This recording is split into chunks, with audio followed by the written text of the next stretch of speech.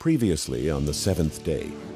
How can we discover the origins of our own experiences? Where or when was our beginning? By creating the Sabbath, God gave human beings an opportunity to emulate Him, to enter into His rest. Perhaps some of us have been too quick to discard this old book as an irrelevant collection of useless fables and legends, traditions. And now, part 2 of the seventh day, Revelations from the Lost Pages of History.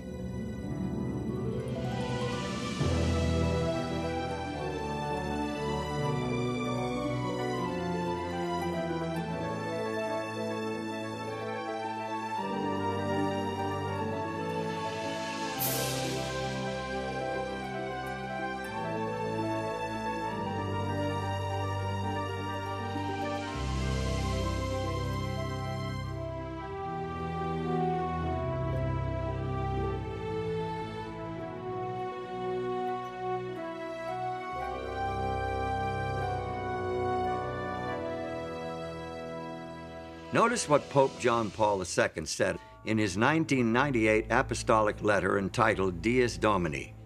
The Sabbath has been interpreted evocatively as a determining element in the kind of sacred architecture of time. It recalls that the universe and history belong to God. John Paul's reference to the sacred architecture of time supports the biblical assertion that the seven-day weekly cycle was designed for us by our Creator. Thus, the week differs from all other units of time. Let's think about the structure of time. Each of us deals with time independently. We each have a past. We each live in an immediate progressing present that we sense is moving quickly or slowly, depending on our age and other subjective factors. As for the future, it's a mystery. Your sense of time and mine are different. In order for us to coordinate our activities, we must have external reference points. Now, most of what we need for timekeeping we get from creation. The story defines a day as a period of darkness and light, evening and morning. It is caused by the rotation of the earth upon its axis. More precise units of time, hours, minutes, and seconds, are simply fractions of the day. That's easy. That's easy. The year is the period required for the Earth to orbit the sun. The month, as we know it today, is loosely based on a full cycle of lunar phases, but it's been adjusted to make 12 months equal 1 year. The week is a different story altogether. At first glance, it's an arbitrary period of time related to no natural phenomenon.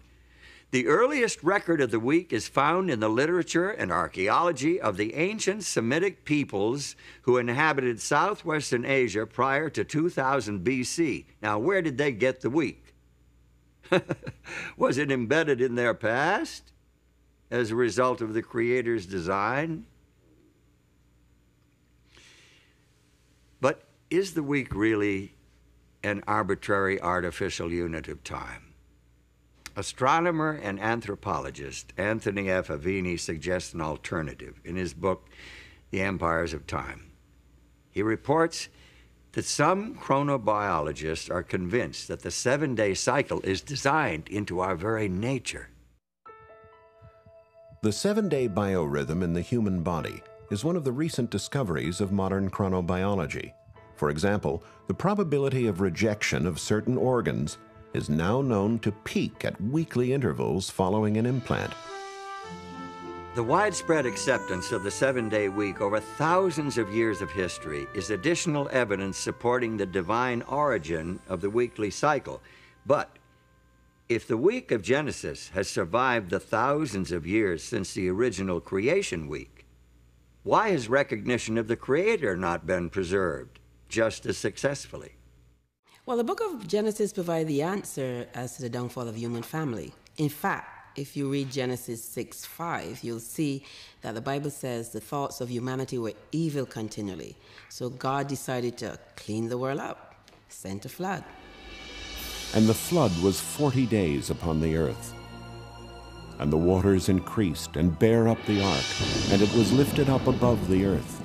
And the waters prevailed exceedingly upon the earth, and all the high hills that were under the whole heaven were covered. In spite of this dramatic demonstration of God's power and his displeasure with people not following his way, mankind soon forgot again, and they started to build idols to themselves instead of worshiping God. And the whole idea of the weekly cycle, which showed 6 days of work and a Sabbath, was forgotten. And what mankind did was incorporate the weekly cycle into astrological tables instead of remembering the God of creation. About 2,000 years before Christ, there lived in the Chaldean city of Ur a man who is claimed by all three of the world's great monotheistic religions, Judaism, Christianity, and Islam, as one of their primary founders. In the biblical account, Abram, later renamed Abraham, is a key player in God's plan to win back the hearts of the human family and revive a knowledge of the Creator. Abraham's religion stood out in sharp contrast to the petty idolatry and trivial superstition of his neighbors. He worshiped the Creator, the transcendent, the invisible God, whose wisdom and power was demonstrated by the very existence of the world itself. He had a religion of faith, not sight. He had a direct relationship with his Maker. According to the Old Testament report, the Creator God revealed the principles of his relationship with the human race in 10 commandments engraved on stone tablets. These commandments were entrusted to Abraham's descendants, the Israelites, as a blessing to share with all nations of the world. Remember the Sabbath day to keep it holy. 6 days shalt thou labor and do all thy work, but the seventh day is the Sabbath of the Lord thy God. In it thou shalt not do any work, thou, nor thy son, nor thy daughter, thy manservant, nor thy maidservant, nor thy cattle, nor thy stranger that is within thy gates. For in 6 days the Lord made heaven and earth, the sea, and all that in them is, and rested the seventh day. Wherefore the Lord blessed the Sabbath day, and hallowed it. This is by far the longest of the 10 Commandments. It's unique in that it includes the divine credentials declaring the identity of the lawgiver and establishing his authority as Creator to command the worship of his creatures. The commandment to observe the Sabbath shows the intimate relationship between God and creation. It shows that God not only creates, not only works to bring everything that is into being, the physical world, the natural world, and all that lives in it, but it also shows that God maintains intimate relationship with creation and steps back to withhold and to take in, as it were, everything that has been created, and celebrates and cherishes that which has been created. The Sabbath reveals God's compassion for his creatures. In Exodus 23, verse 12, there's a law regarding the Sabbath, and it says, 6 days you shall do your work, but on the seventh day you shall rest, that your ox and your ass may have rest, and the son of your bondmaid and the alien may be refreshed. So the Sabbath is a gift for God's creatures, not only human beings here, but it's also the ox and the ass, so that they can have rest from their labor that they do during the rest of the week. In the 5th book of the Bible, Deuteronomy, we find the 10 Commandments repeated. This time, the meaning of the Sabbath is enriched by linkage to the deliverance of the nation of Israel from slavery in Egypt. Keep the Sabbath day to sanctify it, as the Lord thy God hath commanded thee. And remember that thou wast a servant in the land of Egypt, and that the Lord thy God brought thee out thence through a mighty hand and by a stretched out arm. Therefore the Lord thy God commanded thee to keep the Sabbath day.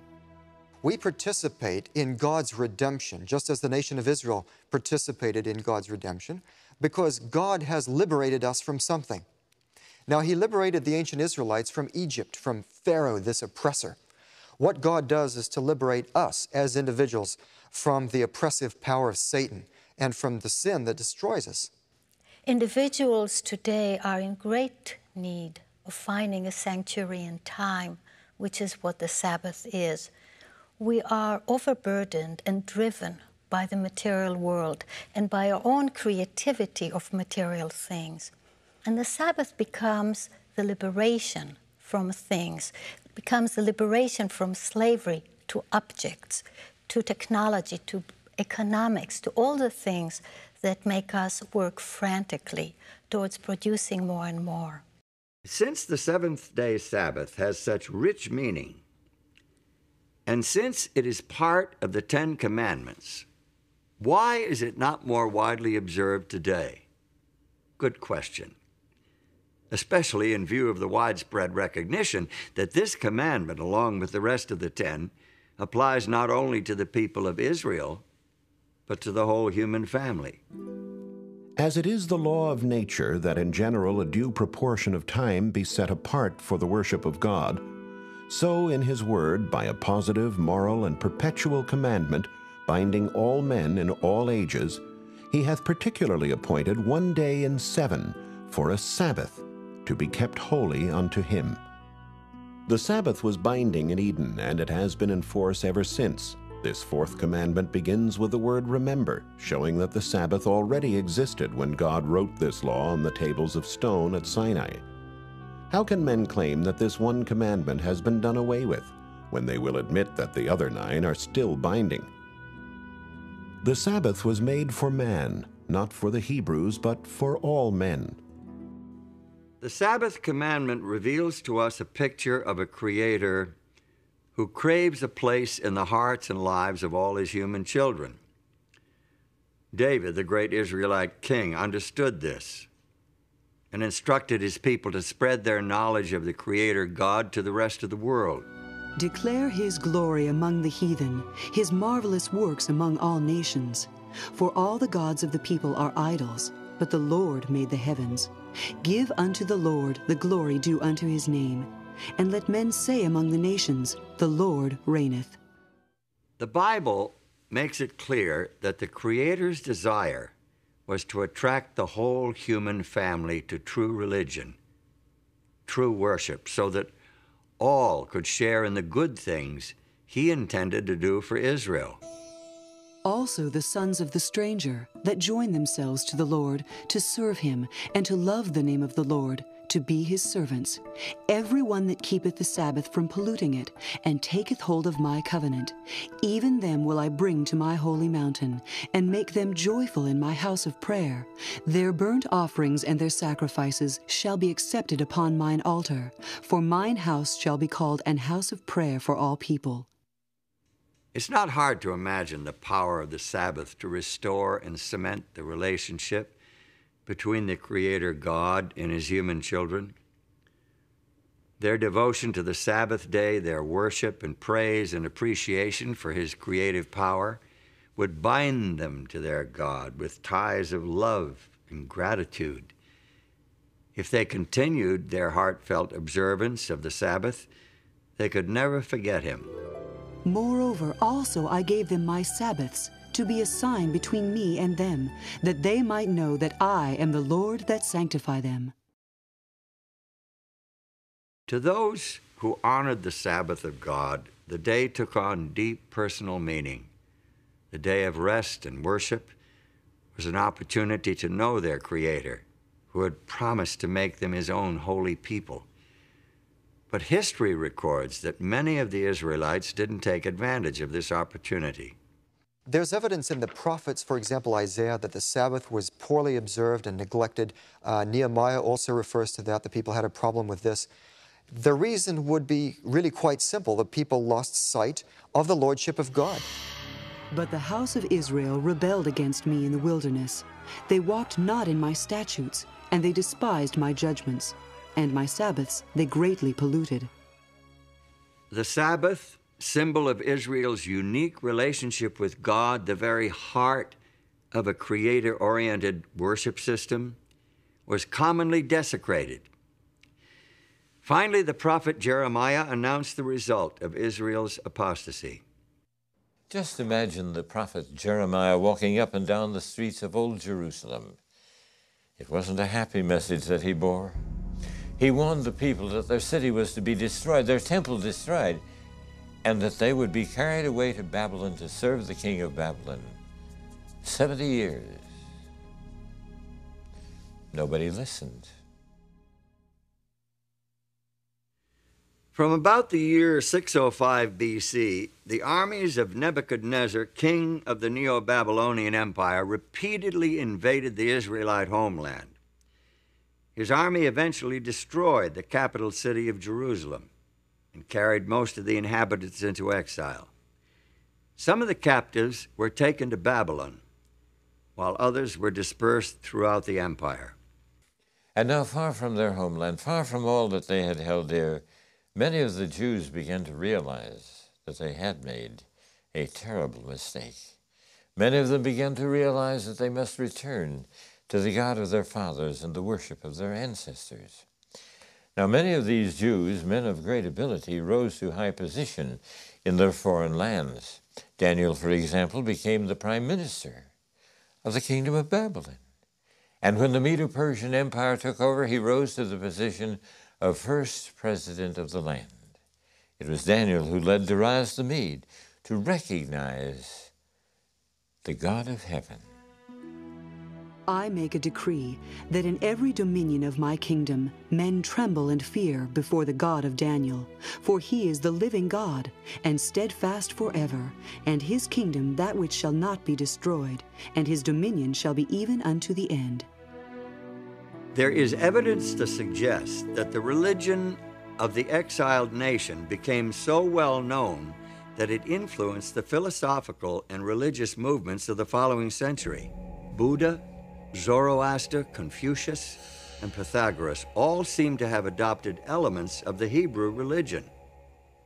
For example, although there are no holy days in Buddhism today, evidently Sabbath, or Upasatha, was a part of that religion early on.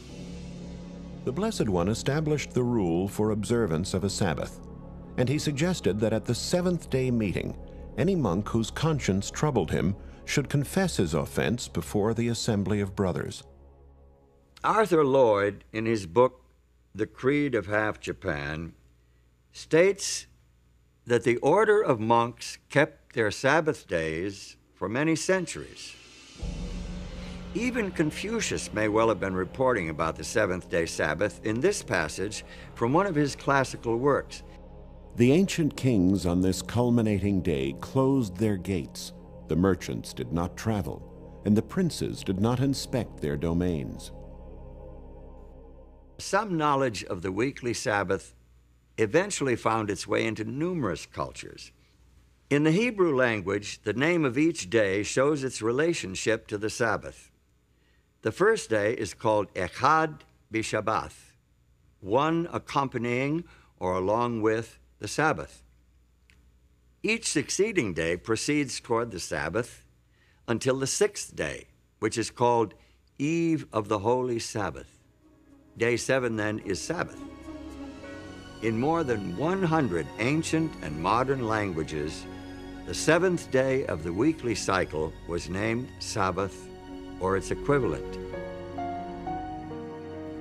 So it seems that in their exile, at least some of the Jews succeeded where their nation had failed during times of peace and prosperity. They spread the knowledge of God and His law among other nations. But what would happen when these captives returned to their homeland? Would they maintain the worship of the true God, or would they revert to the practices of previous generations? We find an answer in the story of Nehemiah. Nehemiah did not return to Jerusalem when the others went, but when one came telling the state of affairs. This news so saddened Nehemiah that he says he actually sat down and wept. In fact, he finally decided that he must, if possible, go to Jerusalem himself to see what he could do to help. Nehemiah was a capable and energetic leader. He successfully directed the reconstruction in the city of Jerusalem, but he didn't stop there. He was a zealous reformer with a burden for restoring the spiritual life of his people, because he saw Sabbath breaking as a reason for the years of captivity. He was particularly devoted to preserving the sanctity of the holy day. He discovered that the people were buying and selling on the Sabbath day. Well, he said, we can't do this sort of thing. This is the reason why we were sent into captivity. And when the merchants still continued to come, he ordered the gates barred on the Sabbath day. And when they still continued to come and camp outside the gates of the city, he threatened to have them arrested. A priest named Ezra assisted Nehemiah in his work. He exerted a strong influence on the spiritual life of the Jews of his day. Ezra taught the people God's laws and led a spiritual revival and reformation based on the inspired scriptures.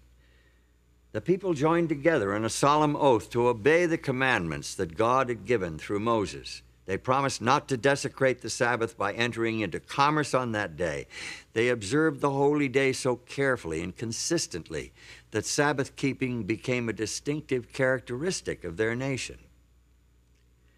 During the period between the end of the Bible's Old Testament record and the beginning of the story of Jesus Christ in the New Testament, there was almost continual upheaval in the Middle East. The armies of Alexander the Great overran the Persian Empire. Within a short time, Alexander himself died, and his empire broke up into rival factions.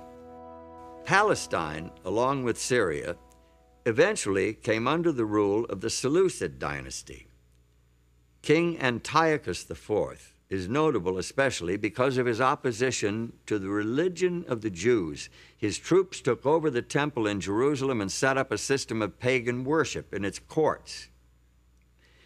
Josephus, the famous chronicler of Jewish history, tells us that Antiochus tried to stamp out all visible evidence of the Jews' spiritual identity.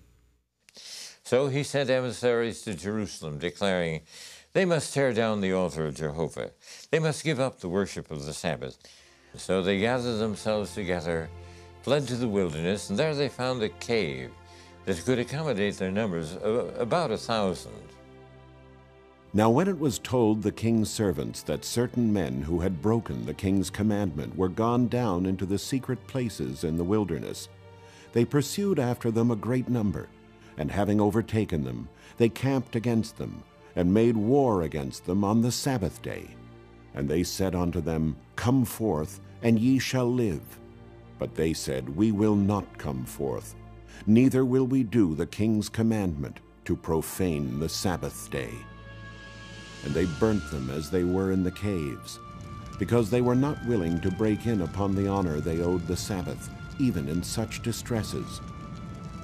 There were about 1,000, with their wives and children, who were smothered and died in these caves. The martyrdom of those Jewish patriots in the days of Antiochus IV is a great testimony to the power of their beliefs. Their God and his Sabbath meant more to them than life itself. Their sacrifice was a victory of faith. The Old Testament, supported by the evidence of history, language, and culture, establishes the Sabbath as a sacred memorial to the creative and redemptive work of God. It declares the Sabbath to be a sign of the intimate relationship between the Creator and those who worship him, a day of rest and worship that can bind the hearts of human beings to the heart of their Creator. When early Christians inherited the Sabbath, the teachings of Jesus Christ and his disciples served to emphasize and enrich its meaning, magnifying its importance. Today, for many Jews and Christians alike, it is still a central point of spiritual life and worship.